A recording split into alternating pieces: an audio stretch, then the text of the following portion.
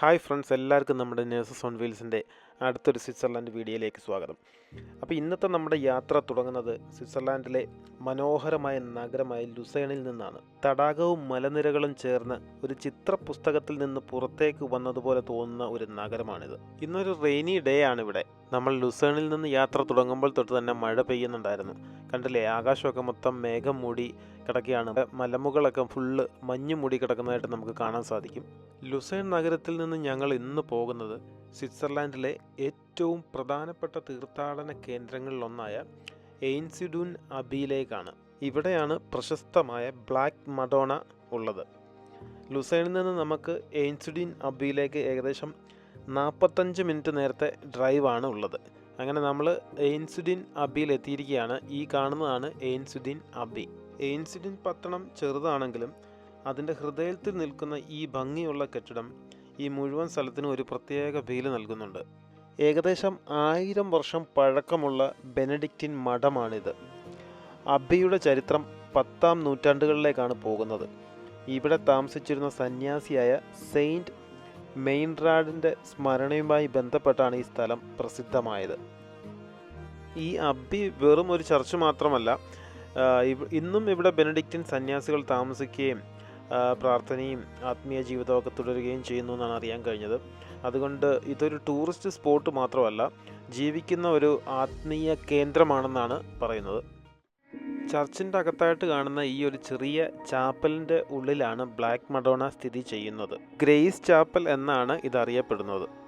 Mother മേരിയുടെ ഈ പ്രതിമ കറുത്ത നിറത്തിലാണ് കാണുന്നത്. അതുകൊണ്ടാണ് ബ്ലാക്ക് മഡോണ എന്ന പേര് വന്നത്. ആദ്യം ഇത് ശരിക്കും കറുത്ത നിറത്തിൽ നിർമ്മിച്ചതല്ലെന്നാണ് അറിയാൻ കഴിഞ്ഞത്.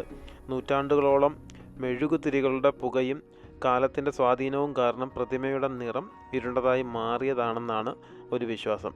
പിന്നീട് അതേ രൂപം തന്നെ സംരക്ഷിക്കാനായി ആ നിറത്തിൽ തന്നെ പുനരുദ്ധരിക്കുകയും ചെയ്തു.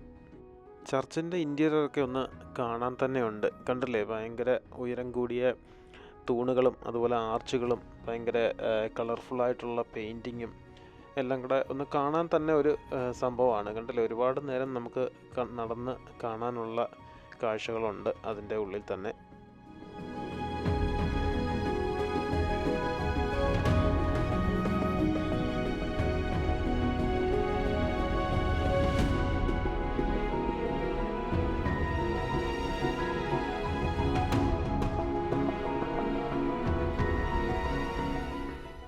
ഞങ്ങൾ ഈസ്റ്ററിനോട് അടുപ്പിച്ചാണ് നമ്മൾ ഈ ചർച്ച് വിസിറ്റ് ചെയ്യാൻ വന്നത്. അപ്പോൾ അതുകൊണ്ട് തന്നെ ഈസ്റ്ററിനോട് അനുബന്ധിച്ചുള്ള കുട്ടികളുടെ എന്തോ പരിപാടിയുടെ റിഹേഴ്സലും കാര്യങ്ങളുമൊക്കെ അവിടെ നടക്കുന്നതായിട്ട് നമുക്ക് കാണാൻ സാധിക്കും.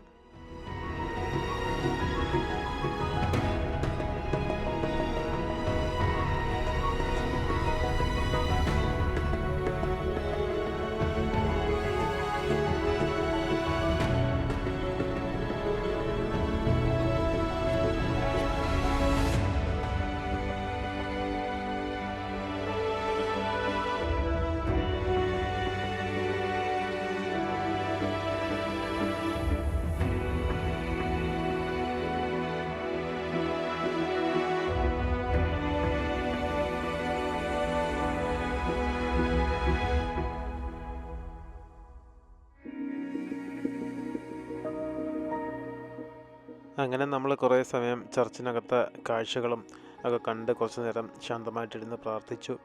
പിന്നെ കുട്ടികളെ കൊണ്ട് മെഴുകുതിരിയൊക്കെ കത്തിച്ച് അങ്ങനെ നമ്മൾ ചർച്ചിൽ നിന്ന് പുറത്തേക്ക് ഇറങ്ങുകയാണ്. ചർച്ചിൻ്റെ പുറത്തുള്ള തറയിലുള്ള കല്ലുകളിലൊക്കെ ഇതുപോലെ ഓരോ പേരുകൾ കൊത്തിവെച്ചേക്കുന്നത് കാണാം. എന്തിൻ്റെ ആണെന്നറിയില്ല. അങ്ങനെ നമ്മൾ ചർച്ച് വിസിറ്റൊക്കെ കഴിഞ്ഞ് പുറത്തേക്ക് ഇറങ്ങി വണ്ടി ഒരു സൈഡിലേക്കൊക്കെ ഒതുക്കി നമ്മുടെ കയ്യിലുള്ള ഫുഡൊക്കെ കഴിച്ചുകൊണ്ടിരുന്നപ്പോൾ കണ്ടൊരു കാഴ്ചയാണ്. ഒരു ഫാമിലിയാണെന്ന് തോന്നുന്നു 4 കുതിരപ്പുറത്തായിട്ട് പോവുകയാണ്. കണ്ടില്ലേ, അതിലൊരു കുതിരയുടെ മണ്ടയ്ക്ക് ഒരു കൊച്ചു കുട്ടിയാണ് ഇരിക്കുന്നത്. അതുപോലെ അബിയുടെ അടുത്ത് വെച്ച് കണ്ട മറ്റൊരു കൗതുകപരമായ കാഴ്ചയാണിത്. അതായത് ഒരു ചെറിയ പാലം, അതായത് ഒരു വണ്ടി മാത്രമേ ഒരു സൈഡിലേക്ക് പോകുകയുള്ളൂ. അതുപോലെ ആ പാലം മുകളിലെല്ലാം നല്ല വുഡൻ റൂഫും ഓടുമൊക്കെ ഇട്ട് നല്ല ഭംഗിയുള്ള ഒരു പാലമാണ്. അങ്ങനെ നമ്മുടെ ഇന്നത്തെ ദിവസം വലിയ കുഴപ്പമില്ലായിരുന്നു. മോർണിംഗ് നമ്മൾ ലുസേണിലെ ചാപ്പൽ ബ്രിഡ്ജും ഒക്കെ കണ്ടു. അതുപോലെ പിന്നീട് നമ്മുടെ എയിൻസുഡീനിലെ അബിയും ബ്ലാക്ക് മഡോണയും ഒക്കെ കണ്ടു. റെയിനി ഡേ ആയിരുന്നു, അതുകൊണ്ട് തന്നെ നമ്മൾ ഇന്ന് ഇൻഡോറായിട്ടുള്ള ആക്ടിവിറ്റീസൊക്കെ ആയിട്ട് വലിയ കുഴപ്പമില്ലാതെ പോയി.